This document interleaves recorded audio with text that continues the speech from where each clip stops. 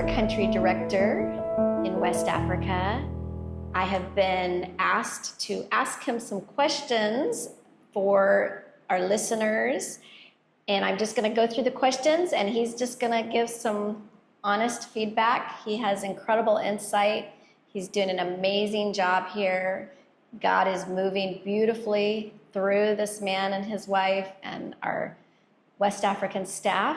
So thank you for being such a faithful man of God and faithful worker and lover of people, lover of God. You're a wonderful blessing. Thank you.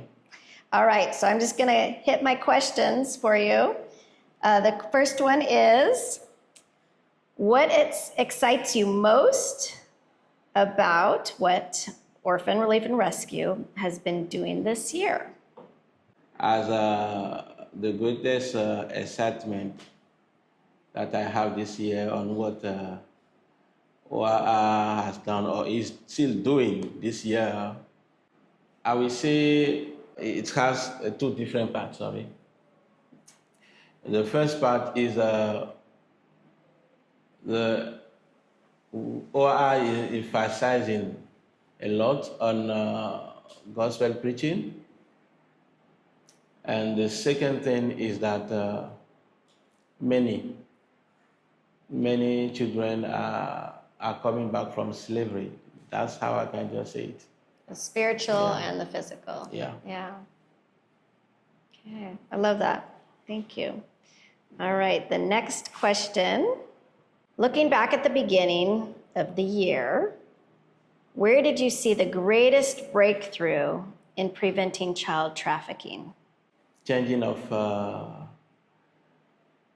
mind, even though it has not started this year, but we see a lot of effect, voila, of that change this year. So people that were taking life for granted, taking children like as loads and as a burden. Yes, as a burden and a mean of finding more money. Yes. See? Now they are understanding that these children are life that God has entrusted into their hands that they need to take care of. Yeah, so the shifting of the mindset is happening, and that's, Which village experienced the most transformation and what changed there? You don't have to mention the actual name of it. I will not. But, yes, but when you're thinking of that certain village that has experienced the most transformation, what has changed in that village to be that transformation? Well, there is a village that is really experiencing a lot of transformation. That village before, a lot of fear. I can even testify that I think when we started doing, when our NGO started growing toward building, like changing from hangar to building with cement. So changing from a hangar type setting to an actual building, one of our community freedom centers. Some people started saying, "Oh, what is this guy doing? Does he want to die?" It's like the whole community is under fear and they cannot do something as a lasting thing, like they cannot build, they cannot succeed in their activities. It's like you can't do well. If you try to do something good, then they can kill you. So, and today is not the same, because those same people I can see in some areas have started building houses, and taking good care of their children. And all this is because of prayer. We are praying because we are preaching the gospel, we are planting churches, and many of these people that cannot go to church before, that can only do the idol worshiping thing, that cannot express their difficulties or even think of fight or resist the child traffic, they are doing otherwise. Because not only that the gospel changed their mind, but it also gives them strength and courage to, yeah. So if I'm hearing correctly, in the past, if you were to try to build something, you're as good as dead. Yeah. They will try to kill you. And now you're seeing that they're actually not doing that in that particular village, and they're thankful of what you're doing. Yes. And it's a complete different shift. And apart of that, I think what I'm saying is like in almost every area we are going to, but that particular village is something else. Even the growth of the church says it all. The growth of the church, the number of people coming to church, the children that are coming every Saturday in every Saturday program. Yeah, all this, and even the testimonies that those people coming to church give. Mean that that in that particular place, there is a lot of things happening for the good of the community. Wow, I love that. Okay, so the next question is, how have relationships with the chiefs, police, and government leaders grown over these years? Before, all these people were kind of, will I say hesitant, but they do help sometimes, but not, they did not involve themselves completely as they are doing now. They are doing now. Right now, we have all of them on our side working and helping us in diverse ways so that we can fulfill our goal in the area. And I can say that I will give all the credit to God. Yeah. The gospel is so powerful that anyone that gets closer and closer to it finally change. Yeah. I love that. Wow, it's wonderful. What story best illustrates that ORR is not just rescuing children, but changing entire communities? What story? Yeah. The fact that, for example, what I've been saying since till now, and the idea of person changing from bad to good, and this change is not just a change of behavior, is also a change of heart, a change of mind. I think all of it is already. Yeah. Okay, so we'll go to an individual child or family that comes to mind when you. Okay, so basically, which child or family still comes to mind when you pray at night? Even now, and almost always, I think of that little boy that was marked with hot iron. He was marked with a hot iron. Yeah, marked with hot iron. The woman was actually owing that boy, and because the woman could not pay him and is not going to pay. So the boy went to whatever she sells and took something from it to eat. And that woman took him like a thief and started to treat him like an animal. Even animal is not treated like that. So she was supposed to be caring for him. She owed money, so she sent him somewhere to work, but she wasn't feeding him, right? Yeah, then he stole something or took something from where her. he was from her to eat, and then she burned him with a hot iron as a discipline, but she didn't care about him. So that is not a discipline, actually. okay.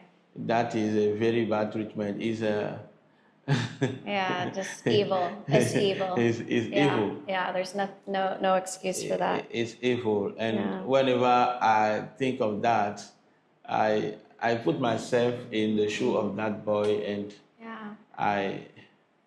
I feel somehow, I just say that boy needs justice. He needs justice. Yes. And you are bringing justice for him. Thank you, Peter. All right. Okay. What gives you confidence that the work happening today will still be impacting this country 10 years from now?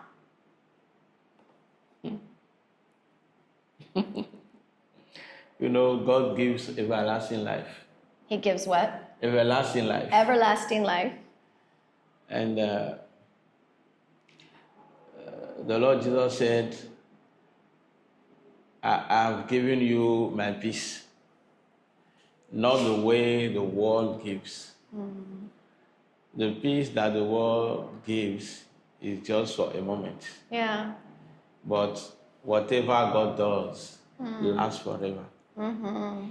So what gave me assurance that this work we are doing will stay not only 10 years to come, but many, many other years to come. Mm-hmm. Yeah, just because Christ is in it. It is the gospel of life that we are preaching, and this is bringing change. Yes. This is bringing change. And even, for example, it's happened that ORR is no more, for example, in this area. Those lives that are changed will continue to bring transformation. Yeah. That is what I believe. Yeah. That is what I believe. And this great work, God will not allow it to, because we have not finished our goal yet. Yes. Yes. Yeah, there is a lot to do. There's a lot to go, and that is it. So we are not just curing physical problems, but we are changing life. Yeah. We are changing lives. Yes. And this is the reason why I strongly believe that this work will last. Yeah. Will last. Many NGOs that came around, they did not stay as we have stayed, and they have not have impact as we are having. All the impact may be on papers. Yeah, they have statistics on papers, but Yes. But our own is the people. You can see the people are they are saved and they are transformed. Yeah, they're transformed. And saved. Yeah, that's beautiful. Okay, so now I'm going to have some questions because, I have a team here right now, and you always say, I want you to just share Jesus because they need Jesus. That's their hope for the future. And so with these teams, you have taken us last week into a new village area where we've intercepted kids from being sold or brought back from trafficking. And then today we went to another area. Tell us how you're feeling as you're seeing them hear about Jesus and yeah, how does this make you feel? And what are some thoughts as you're watching this happen? Because these are brand new villages that are really unreached villages for Jesus. Yeah, seeing all these things give me, uh, first among all, one feeling. I'm fulfilling the only one life goal that the Lord has given. So it's like I'm happy. So what's your life goal, I guess is the question. What's the life goal? Just be that channel that God will use to bring His knowledge and His love into the darkness to those Yeah. people Yeah. that did not know Him before. Yeah, because as you have said, if they don't have Jesus, you can do the physical, but it's not going to transform their lives. No. Yeah.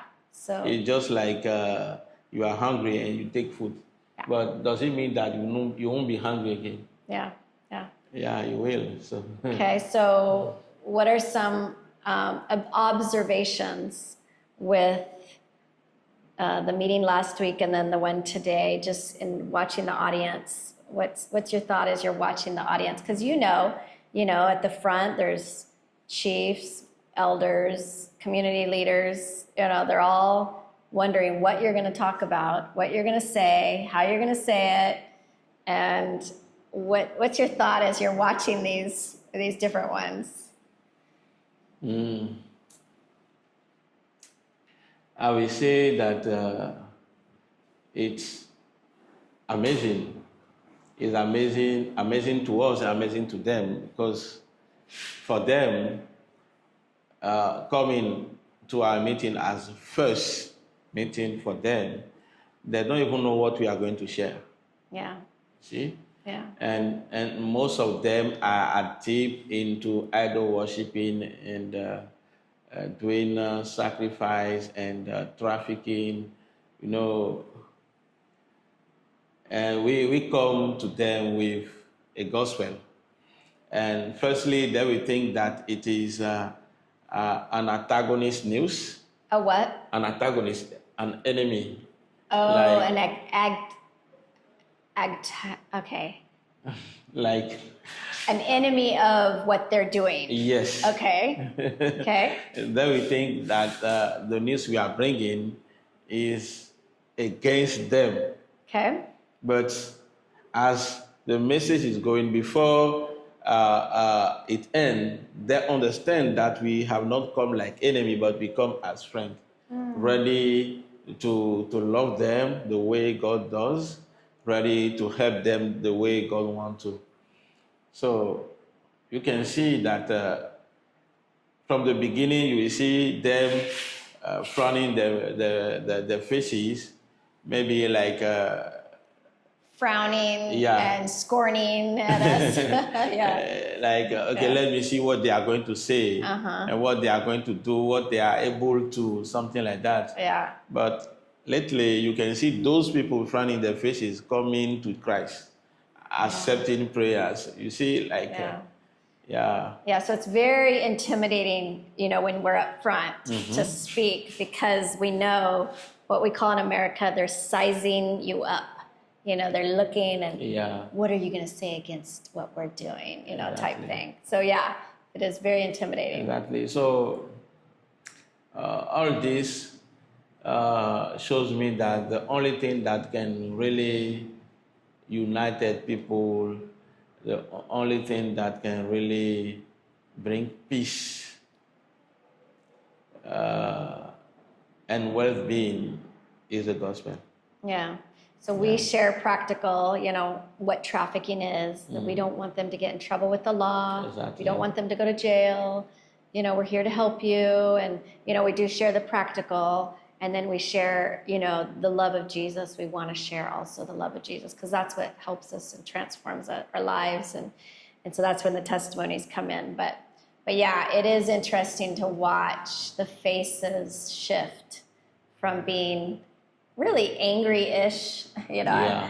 angry look, scary look, to A friendly look. friendly look Yeah. at the end. At the Very interesting. Yeah, that is quite a shift. So what's your dream for the future Wow. with Orphan Relief and Rescue? My dream is to see everybody, child and those children we are taking care of, and also their caretakers, every one of them know Christ and understand the value of life and treat themselves and their neighbor differently. Also,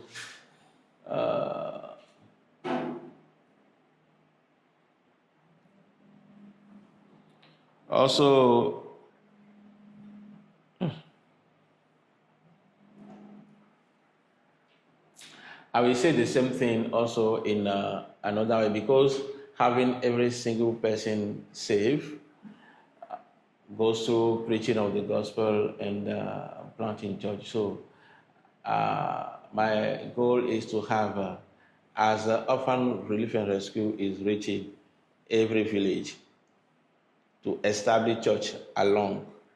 Yeah, as we are going, establish church that will be like a kind of home, family for them, where they can find love, true love, and protection. Yeah. I love that. It's beautiful. It's a great dream. And it's coming to pass because you've already planted 10 churches. We're in 10 villages in an area where 69 villages are in this area that are the largest child trafficking areas.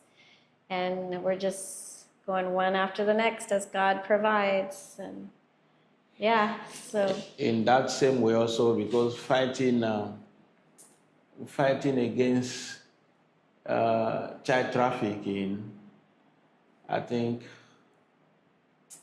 we need to involve men, because they are the ones that are really into this kind of traffic.